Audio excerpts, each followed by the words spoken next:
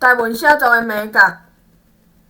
老师的话，若是有要上台语写作课的，欢迎甲我买即本台语的讲义。若是有买吼，请毋通凊彩影去互别人。若是有需要，请联络甲我买。多谢哦。考试的题册：教育部的文章请用教育部标准700用字甲台论来书写，而且写文章爱算时间哦。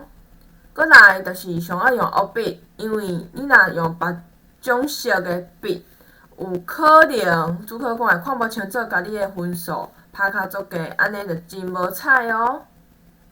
写作的题册：台语写作甲华语写作上无共的，就是你写台文的时爱用台语思考，莫一直用华语来思考。所以有一寡华语的语词较莫用哦。